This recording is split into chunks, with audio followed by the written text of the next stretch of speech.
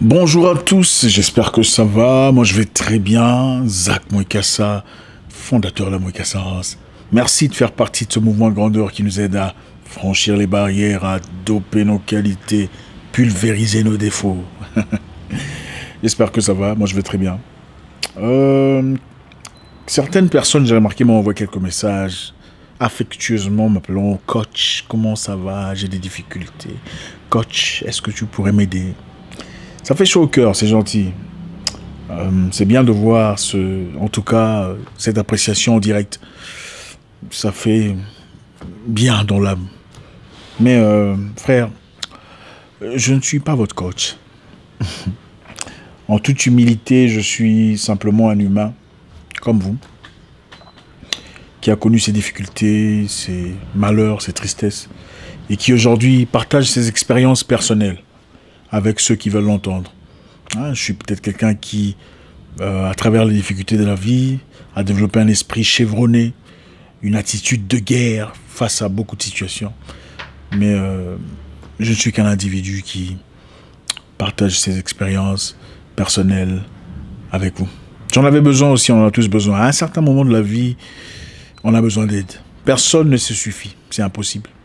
Personne n'est complètement autosuffisant. Autant on aime le dire, le balancer, je suis autosuffisant financièrement, socialement. Personne n'est vraiment autosuffisant. Nous avons tous besoin de quelqu'un quelque part, d'une certaine façon. On a tous besoin d'une personne pour nous apporter un plus. Une personne pour nous aider à franchir les barrières, à avancer, à progresser. Personne n'est vraiment libre. Pour avoir de l'argent, on a besoin des gens. On a besoin des clients, n'est-ce pas? Les gens disent « Ah non, moi je vivrai ma vie, je n'ai besoin de personne ». Ce n'est pas vrai. On a besoin des gens pour développer son intelligence, ses capacités, son intellect. On a besoin des gens pour établir une entreprise, même pas directement, mais une connexion. On a besoin de gens pour avoir la clientèle. On a besoin de gens pour savoir comment franchir certaines barrières. On a besoin des gens pour savoir comment affronter certaines situations. Ça fait partie de la vie. Dans la vie, il faut savoir quelquefois comment faire le courtier. Chez ma mère, on dit l'enfant qu'on envoie ne meurt jamais de faim. Vous comprenez un peu? Il y a des gens qui appellent ça le lèche-pied. Le lèche-pied ne meurt jamais de faim. C'est-à-dire celui qu'on dit va acheter ça, va acheter du pain, va acheter je ne sais pas quoi. Il ne meurt jamais de faim. Quand on le demande d'aller acheter du pain, qu'est-ce qui se passe après? On lui donne un petit morceau. Toi aussi, prends ça. Va acheter des tomates. Tu vas acheter des tomates. Quand tu reviens, bon, toi, prends ça. Finalement, qu'est-ce qui se passe? Tu n'avais peut-être rien au départ.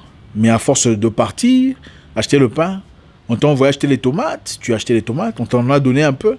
On t'a envoyé acheter du charbon. On t'en a donné un peu. Finalement, tu as le pain, tu as les tomates, tu as le charbon. De quoi faire à manger? Donc, le lèche-pied ne meurt jamais de faim. Seulement, il faut savoir comment établir les limites. Écoutez, il y a des choses qui paraissent mal à un certain niveau de sa vie, mais des choses qui ne sont pas nécessairement mauvaises. Compte tenu de conditions dans lesquelles vous vous retrouvez, quelquefois vous pouvez faire certaines choses que vous ne ferez peut-être pas quand vous êtes dans tous vos états, quand vous êtes bien dans vos bottes, pour vous sortir d'une certaine situation. Il y a des gens assez intelligents, je dis, qui sont assez malins, qui se sont servis de leur capacité d'être gentils, de faire le courtier, c'est-à-dire rencontrer des gens assez établis, rencontrer des gens assez matures, des gens assez financièrement posés, pour avoir de quoi manger. J'ai connu des personnes comme ça, très gentilles, très sympas avec tout le monde, mais qui n'a peut-être pas de boulot, mais ne meurt jamais de faim. Parce qu'il a cette capacité joviale, cette amitié, cette sympathie, cette sincérité, cette aptitude de développer des connexions avec des gens. Et la finalité est qu'il peut facilement appeler une personne « Hey, mon frère, comment ça va là-bas? Ici, ça va pas. » Je sais, ce n'est pas l'idéal, mais vous ne mourrez pas de faim. Dans la vie, il faut savoir comment s'ajuster. Il ne faut pas être radical. Le genre de personne qui dit « Moi, je ne suis pas comme ça. Je ne peux pas lécher les culs de gens. » D'accord, c'est bien. Mais tu vas dormir affamé. J'ai connu une femme qui travaillait dans un salon de coiffure. Après avoir été réprimandée 1 ou 2 fois par la boss, elle s'est fâchée complètement. Dans un pays étranger. Fâchée. Non, tu ne peux pas me parler comme ça. Tu te prends pour qui? C'est parce que je travaille pour toi. Elle s'est retrouvée dans la rue, sans boulot, sans emploi, sans conditions, sans situation. L'ego était trop grand que ses capacités. Quelquefois dans la vie, il faut savoir se rabaisser pour gagner, se rabaisser pour comprendre, se rabaisser pour acquérir de la connaissance. Beaucoup de gens ont cette habitude de s'opposer aux gens. Quand vous rencontrez une personne qui fait quelque chose de similaire à ce que vous faites, que ce soit une entreprise, que ce soit une aventure, que ce soit quoi que ce soit, peu importe ce que c'est. Surtout chez nous en Afrique, je dois le dire avec emphase. Vous rencontrez une personne qui fait quelque chose de similaire à ce que vous faites. Vous en faites directement un ennemi. Pourquoi? Et même si il se pourrait que cette personne soit plus avancée, plus outillée, plus expérimentée que vous ne l'êtes, au lieu de vous associer à cette personne gentiment ou de l'aborder simplement avec sincérité et humilité, vous boudez la personne. Pourquoi en fait? Pourquoi on fait ça? Sans comprendre que, en voulant être gentil avec la personne, en faisant peut-être le courtier pendant un temps, cette personne vous ouvrirait de portes. En faisant le courtier pendant un temps, cette personne vous aiderait à comprendre comment ça fonctionne. En Afrique australe, pendant que j'y étais, j'ai connu un jeune homme très réussi dans le monde de sécurité, les entreprises d'établissement de sécurité. C'était, parmi les étrangers, l'une des personnes qui s'établissait le mieux. Et il a eu beaucoup d'ennemis, en tout cas, pas par rapport à ce qu'il faisait, pas par rapport à sa méchanceté, simplement parce que les gens comme lui, étrangers dans ce pays étranger, n'ont pas aimé le fait qu'il réussissait. Quel était leur commentaire? Ah, lui, il pense que c'est lui qui a commencé ça. C'est lui qui va finir le monde de la sécurité. Nous aussi, on va y arriver. Ah, lui, il pense que parce qu'il a déjà plusieurs contrats, ça veut dire que les contrats sont finis. Nous aussi, on va y arriver. C'est de la mauvaise mentalité. Ce n'est pas comme ça qu'on progresse. Pour progresser dans la vie et le courage d'aborder une personne. Mon frère, comment tu as fait pour arriver à ce niveau? Comment tu as atteint Comment es-tu devenu aussi raffiné dans tel ou tel endroit? C'est comme ça qu'une personne mature est bien dans ce bot de fait. Mais en réalité, je remarque que beaucoup parmi nous, je vais vous dire, nous vivons avec des blessures personnelles. Des difficultés personnelles qu'on n'a jamais pu extirper de nos cœurs. Et quand on voit une personne faire quelque chose de similaire à ce qu'on fait, on voit directement un ennemi. Ah, lui là, d'ailleurs, ce qu'il fait, c'est pas bien. D'ailleurs, ça ne se fait pas comme ça. Même à l'église. Même dans nos églises, c'est les mêmes histoires. Combien de fois voyez-vous un pasteur prendre une vidéo d'un autre pasteur qui a bien prêché sur un sujet et partagé sur son... Combien de fois voyez-vous un pasteur africain prendre une vidéo d'un autre pasteur qui n'est pas affilié? Mais le fait d'avoir apprécié simplement ce qu'il fait comme boulot, il dit, bon, je vais vous partager cette vidéo d'un pasteur que je ne connais pas. Regardez, il a fait du bon travail. On n'en voit pas. En tout cas, moi, je n'en ai pas vu. Combien de fois voyez-vous un pasteur dire, bon, dans ce domaine-ci, mon frère, je te recommande pasteur tel. Parce que lui, il est fort dans ce domaine, la psychologie, sur le plan psychologique, ou démonologie, ou je sais pas, peu importe ce que c'est, va voir pasteur tel. Jamais. Lui, il connaît tout. C'est l'une des raisons pour laquelle on a du mal à avancer. Il faut savoir se faire petit pour être grand. Il faut savoir se diminuer. Pour être un bon maître, il faut avoir été un bon serviteur. Toutes ces personnes qu'on vénère aujourd'hui, qu'on applaudit aujourd'hui, sont des gens qui ont été accompagnés par des gens. Bill Gates était avec Gary Kildall. Sans lui, il n'aurait jamais été ce qu'il est aujourd'hui. Impossible. Lisez le livre. Ne regardez pas 2 lignes sur Wikipédia et vous croyez que vous connaissez l'histoire. Lisez le livre. Les Noirs, en général, n'aiment pas lire. Nous n'aimons pas lire. Et on n'aime pas qu'on nous dise la vérité. Parce que déjà, je vois les gens en train d'écrire des commentaires. C'est ça. En général, nous n'aimons pas lire. Je nous encourage. Ce n'est pas pour nous insulter. C'est pour nous encourager à développer nos capacités.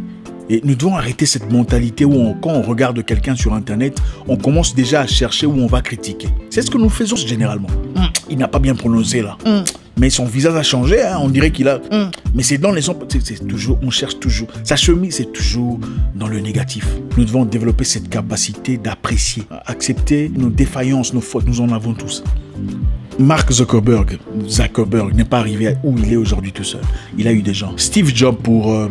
comment on appelle ça? Apple. N'a pas fait seul. Pas pu accomplir.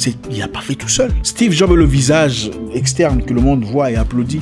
Mais à côté de lui, il y avait Steve Wozniak, le créateur, l'ingénieur. C'est lui, grâce à lui, il n'y aurait jamais eu ce qu'il y a aujourd'hui. Aujourd'hui, j'ai pu développer beaucoup de choses dans ma vie, par multiples façons, à travers plusieurs personnes. Okay? C'est une personne qui m'a appris que Zach, tu sais, tu peux placer ton argent ici au Singapour. Voilà ce qui se passe, dans cette entreprise. On va te le développer comme ci et comme ça. Tu peux regarder en Malaisie, ce n'est pas aussi compliqué.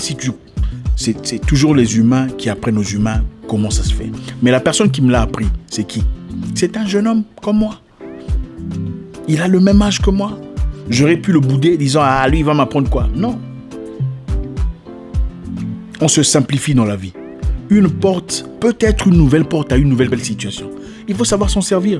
Je ne sais pas ce que vous avez dans la vie aujourd'hui. Vous avez peut-être une entreprise qui marche et vous dites c'est bon, j'ai besoin de personne. Vous vous trompez. Parce que rien n'est éternel. D'accord? Vous connaissez les télévisions Akai, non? Akai, vous en voyez toujours. C'est presque inexistant. Toshiba, c'est vrai qu'il y a quelques Toshiba, mais est-ce que vous en voyez toujours? Non. Qui connaît Cisco? Le monsieur là qui dansait avec les cheveux jaunes, blancs, tout ça. Où il est aujourd'hui? Wesley Snipes, il est où aujourd'hui? Les choses viennent et partent. Ça fait partie de la vie. Votre situation actuelle n'est pas votre destination finale. Le fait d'être sportif ne veut pas dire que je serai sportif pour le reste de ma vie. D'accord?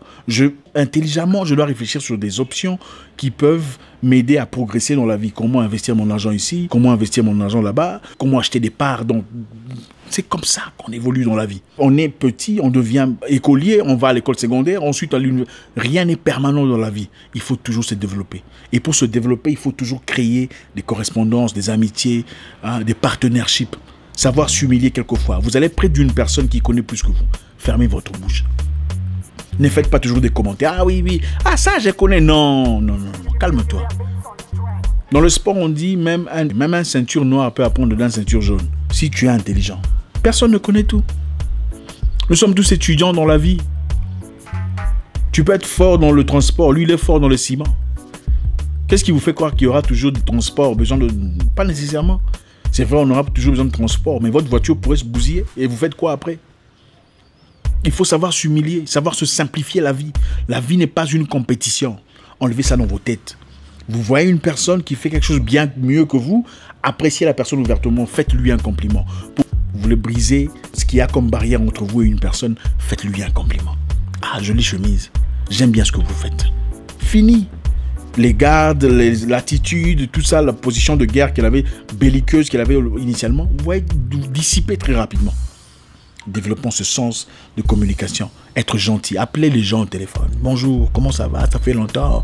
Ah, j'ai pensé à toi aujourd'hui. On ne sait jamais ce qui peut émaner de ça. Réussir la vie, il n'y a pas de technique mathématique 1 plus 12. Non, c'est une combinaison d'intellect, de mentalité, de compétences. Et les compétences, on les acquiert pas toujours à l'école. Absolument pas. Les vieux disent qu'il y a l'intelligence de l'école et l'intelligence de la maison. On est en réalité dans la vie pour réussir. Il faut plus avoir l'intelligence de la maison que l'intelligence de l'école. Bien que l'intelligence de l'école soit importante. Écoutez, il y a beaucoup de gens qui ont des doctorats, mais qui ont faim, ils n'ont rien à manger. Je vous le dis, vous le savez mieux que moi. Il y a des gens qui ont des caps, ils vivent dans la misère. Pendant qu'il y a des messieurs qui n'ont peut-être pas fini l'école secondaire, mais qui ont beaucoup d'argent. Ils vivent dans l'abondance. Merci infiniment. Réglons nos problèmes avec nous-mêmes. Ce n'est pas toujours le monde qui a un problème avec nous. C'est souvent nous-mêmes qui sommes le problème. Merci encore une fois. Nous allons partager très souvent des vidéos de cœur à cœur avec tonton Zach. À très bientôt dans une nouvelle vidéo. Mon nom est Zach Moikassa, le guerrier noir. Votre frère.